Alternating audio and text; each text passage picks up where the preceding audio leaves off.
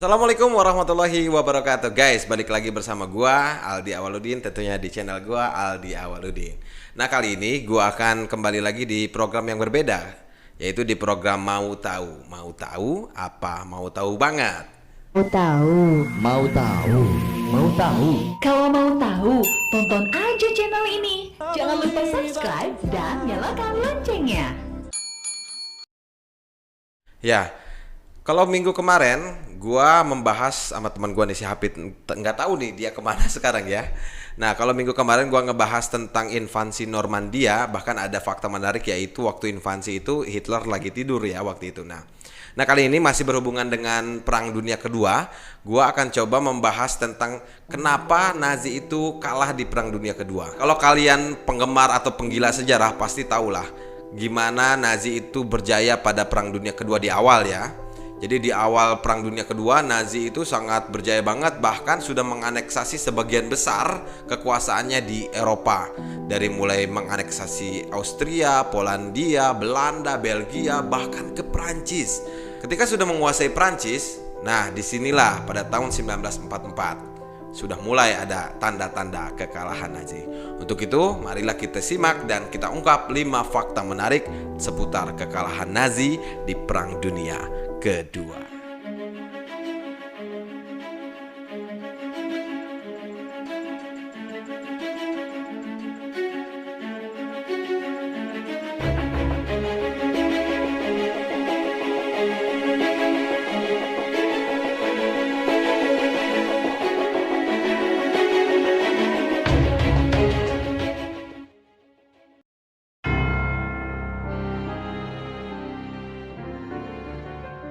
Guys, jadi Nazi itu identik dengan Hitler. Hitler itu adalah Nazi ya. Karena memang Nazi itu sebenarnya partai yang menguasai Jerman pada saat waktu tahun segitu ya, tahun 40-an. Nah, kenapa sih mesti kalah? Ya karena salah satu faktornya adalah Nazi itu tidak mau, atau Hitler juga tidak mau berkembang dengan alat yang baru. Sebenarnya senjata yang baru sudah mulai diciptakan waktu itu.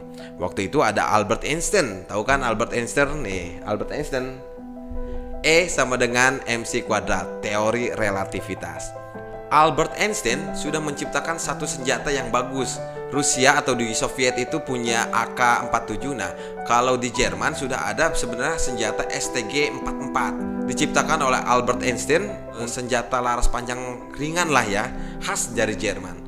Cuman sayangnya Albert Einstein itu Einstein itu orang Yahudi. Nah, jadi Hitler itu paling benci di luar ras-ras lain selain ras dia ya, ras Arya namanya tuh. Jadi kalau orang Jerman sendiri disebutnya dia ras Arya.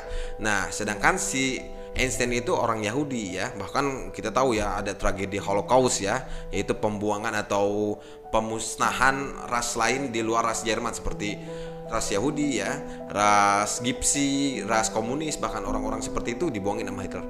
Padahal potensi senjata lain yang diciptakan oleh di luar ras Arya itu banyak sekali, termasuk tadi Einstein menciptakan sebuah senjata yang namanya STG-44 itu nggak dipakai sama Hitler. Bahkan di ujung Perang Dunia Kedua ini Einstein berhasil menciptakan teori bom atom ya lewat teori relativitas itu ya, menciptakan sebuah bom atom yang akhirnya menjadi salah satu kunci kemenangan sekutu di semua medan peperangan dengan dibomnya Jepang, Hiroshima dan juga Nagasaki.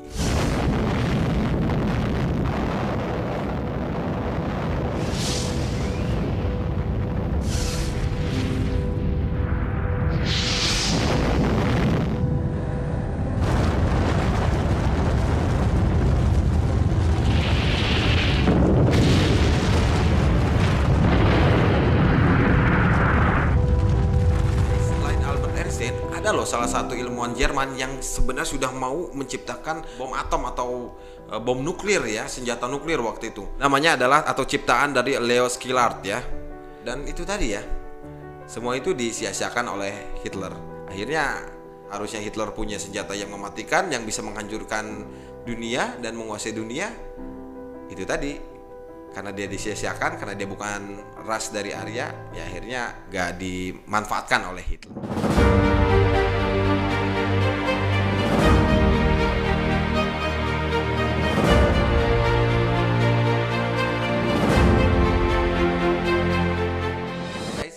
Hitler itu atau Nazi itu sebenarnya dia punya kesempatan menang yang besar waktu itu. Cuman sayangnya jenderal-jenderal atau petinggi atau orang-orang militer Hitler itu ditekan atau diintervensi oleh Hitler sendiri gitu loh. Jadi guys, sebenarnya di Jerman sendiri nggak ada jenderal-jenderal yang mumpuni loh ya. Mungkin ada beberapa jenderal ya, seperti Jenderal Erwin Rommel ya, yang mungkin dia nggak dikasih kekuasaan yang terlalu besar. Jadi waktu itu Jenderal Rommel diberi kesempatan ya cuman sedikit aja gitu kesempatannya, yaitu di Medan Afrika aja. Padahal dia jenderal yang berbakat loh ya. Nah, sedangkan di Sekutu memiliki banyak dan segudang jenderal-jenderal yang memiliki kemampuan atau mumpuni dalam ilmu peperangan ya. Seperti misalkan di Sekutu itu ada Dwight Eisenhower yang kemarin kita bahas itu loh ya. Ada juga Jenderal Douglas MacArthur, si penguasa Pasifik ya, perang dengan Jepang. Ada juga Jenderal Montgomery kalau dari Inggris yang diberikan keleluasaan oleh Winston Churchill ya. Nah, kalau di Jerman tuh apa ya? Jenderalnya itu agak juga diintervensi loh sama Hitler ya, karena Hitler selalu memberikan apa ya, intervensi di setiap keputusan-keputusan perang loh gitu guys. Jadi istilahnya ada beberapa jenderal yang bingung akhirnya dah. Nah kan kemarin juga di invasi Normandia kita udah bahas ya bahwa Hitler tidur, Jerman kalah ya. Artinya jenderal Jerman tidak bisa mengambil keputusan di waktu itu gitu. Nah memang ada beberapa jenderal yang berbakat juga yang hebat di Nazi ya, tapi kebanyakan nggak deket banget lah dengan Hitler. Orang-orang yang dekat dengan Hitler, jenderal-jenderal atau petinggi-petinggi Nazi yang dekat dengan Hitler, justru dia malah menjadi seorang penjilat dan di ujung perang malah menjadi pengkhianat. Seperti Hermann Göring tuh, Jenderal Hermann Göring ya, dia udah, kalau kita sih bahasanya kepala staf angkatan udara waktu itu ya. Ada juga tuh si Heinrich Himmler ya, kepleset tuh, Heinrich Himmler tuh. Bahkan di ujung-ujungnya mereka semua jadi pengkhianat Hitler. Nah itu loh fakta yang menjadi salah satu kekalahan Jerman di Perang Dunia Kedua.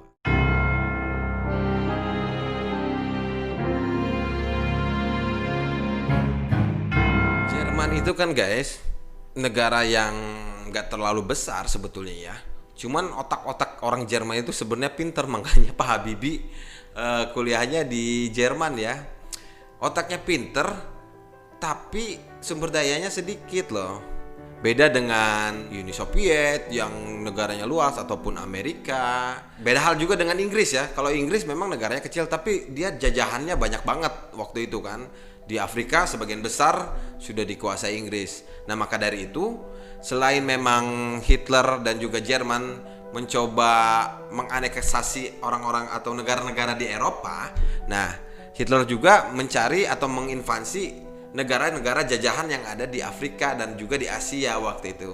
Tujuannya apa? Yaitu tadi karena memang Jerman itu sedikit sekali memiliki sumber daya untuk peperangan itu. Memang ada sih ya, Jerman juga memiliki sumber daya yaitu batu bara. Tapi kan itu hanya cukup menjadi bahan bakar kendaraan perang saja ya. Selebihnya untuk alat-alat berat dia nggak punya biji besi, nggak punya baja ya, yang akhirnya nggak bisa untuk memproduksi senjata-senjata berat gitu loh. Dan akhirnya petinggi Nazi pun sebenarnya sadar bahwa sumber daya alam yang sangat sedikit di negara Jerman pastinya akan membuat Nazi tidak akan kuat untuk berperang lama seperti itu.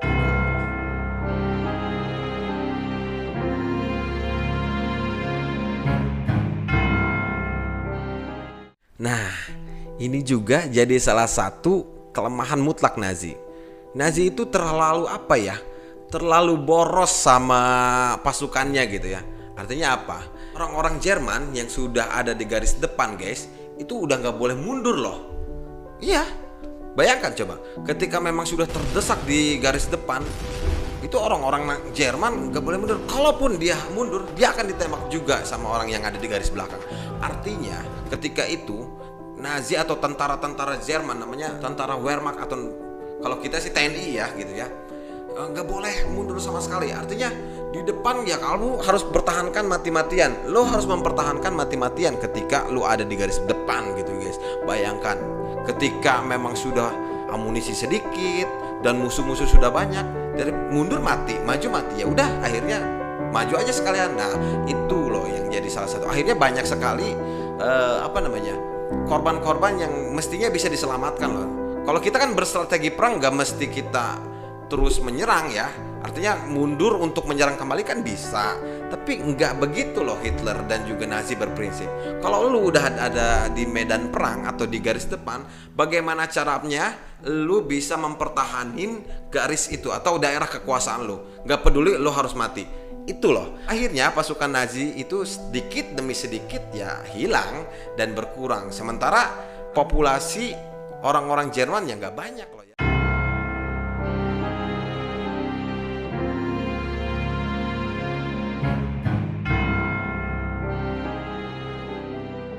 Nah, ini yang paling menjadi mutlak kekalahan Nazi. Penyebab mutlak kekalahan Nazi. Apa? Hitler itu terlalu berambisi menguasai dunia. Ya, Hitler udah ibaratnya udah terlalu kepedean ketika dia dengan mudahnya mencaplok Austria, sebuah negara tetangganya ya. Udah gitu lari dari Austria ke Polandia, enteng banget. Lari Polandia dia mencaplok lagi Belgia, Belanda, Perancis bahkan ya. Salah satu pemenang Perang Dunia ke-1. Pada waktu itu mudah ditaklukkan oleh Nazi, dicaplok oleh Nazi, dibuat pemerintahan Vichy atau negara boneka waktu itu ya. Di sini Hitler sudah kepedean. Inggris saat itu mulai diambil oleh Hitler, mulai diserang sama Hitler, sama Nazi.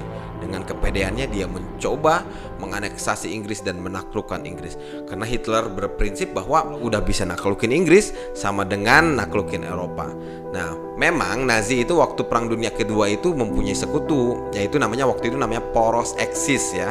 Bukan Axis kartu perdana ya, bukan. Namanya poros Axis, yaitu Jerman, Itali dengan pemimpin fasisme ya, namanya fasisme ya. Fasisme, nanti search aja fasisme itu apa. Fasisme dan juga ada Jepang ya, kekaisaran Jepang waktu itu. Tapi nggak kuat lah lawan sekutu yang begitu banyak sekali lah. Kalau sekutu kan ada Inggris. Nah, di ujung Amerika mulai tempur tuh karena Jepang yang menguasai atau Jepang yang menyerang Pearl Harbor ya waktu itu ya, pangkalan militer di Hawaii. Nah, artinya begini, ya Hitler waktu itu sangat ambisi sekali menguasai Eropa guys, sehingga sumber daya ya tadi ya yang disebutkan udah 1-4 tadi kelemahan-kelemahannya, akhirnya ya membuat akumulasi atau kekalahan Jerman itu makin mudah ya. Ditambah nih yang paling beratnya, udah di blok barat nyerang ya ke Inggris, di blok timur dia nyoba nyerang Uni Soviet. Padahal kalau dia sabar aja ya, mungkin Hitler bisa berkibar atau menguasai Eropa lah. Artinya satu-satu dong. Ini Inggris diserang, Uni Soviet diserang. Padahal waktu itu Stalin udah takut lah perang sama Hitler ya. Joseph Stalin tuh pemimpin komunis dari Uni Soviet pada waktu itu. Dia udah takut sebenarnya sama Hitler. Aduh ya nih Stalin nih, waduh kumisnya aja takut, serem banget nih ya kumisnya. Nah Stalin udah nggak mau lah, bahkan sudah membuat kesepakatan bahwa tidak akan saling menyerang antara Jerman dan Uni Soviet waktu itu. Cuman itulah ya, kadang-kadang manusia kalau udah di atas angin, kalau udah pede dengan kemenangan-kemenangan yang diraih dengan mudah, ya akhirnya begitu. Dia serang blok barat Inggris, dia serang juga blok timur, tambah Amerika yang ikut perang di ujungnya ya, di ujung Perang Dunia Kedua. Ya udahlah, Jerman dikeroyok sama kiri dan kanan. Akhirnya dengan plus ya, dengan kelemahan yang sudah gue sebutin tadi dari 1-4, akhirnya dengan perlahan tentara Jerman dipukul mundur dari daerah kekuasaannya. Diawali itu tadi yang kemarin gue bahas sama si Hafid nih, di invasi Normandia. Diawali dengan itu, semua tentara Jerman dipukul mundur, dari blok timur juga dipukul mundur. Padahal waktu itu tentara Nazi udah sampai ke Leningrad loh, Stalingrad namanya waktu itu. Cuman kan kepotong musim dingin. Nah, karena di Uni Soviet itu dingin banget, ya akhirnya semua kendaraan, nah Jerman itu akhirnya tank-tanknya dipukul mundur karena kehabisan bahan bakar, cuaca yang sangat tidak mendukung. Jadi di kanan di blok timur, di kiri di kanan di blok barat dipukul, di kiri di blok timur Uni Soviet dipukul. Ya akhirnya semua nyerang dan akhirnya pada tahun 1945 Tentara Merah udah berhasil masuk ke Berlin ya waktu itu. Bahkan ada fotonya nih. Waktu itu di sini nih. Tanda hancurnya Jerman di Perang Dunia Kedua. Dan gak lama setelah itu Hitler bunuh diri. Jadi itu guys, 5 fakta menarik sejarah tentang kekalahan Nazi di Perang Dunia Kedua ya. Jadi bisa ambil hikmahnya lah. Jadi orang itu jangan terlalu rakus ya, harus percaya sama orang lain ya. Itu tadilah pokoknya ya. Jangan jangan ngerasa kepedean ya kalau memang kita sudah berhasil. Contohlah Hitler, dengan mudah dia menaklukkan Eropa, tapi karena kerakusannya atau kepedean yang berlebihan lah ya, akhirnya dia nggak berhasil menaklukkan Eropa, yang padahal tinggal satu genggaman lagi dunia dan Eropa bisa ditaklukkan oleh Hitler gitu. Makasih guys ya udah gabung di channel kita. Jangan lupa nih di subscribe ya, subscribe, nyalakan loncengnya ya buat support channel kita supaya terus berkembang, memberikan informasi dan fakta menarik ya. Di acaranya Mau Tahu, memberikan informasi menarik dan juga fakta-fakta unik untuk kalian semua. Mau tahu? Apa mau tahu banget? Mau tahu? Mau tahu? Mau tahu? Kalau mau tahu, tonton aja channel ini. Jangan lupa subscribe dan nyalakan loncengnya. Oke, gua Aldi Awaludin mengucapkan terima kasih atas kalian yang udah gabung di channel ini. Assalamualaikum warahmatullahi wabarakatuh.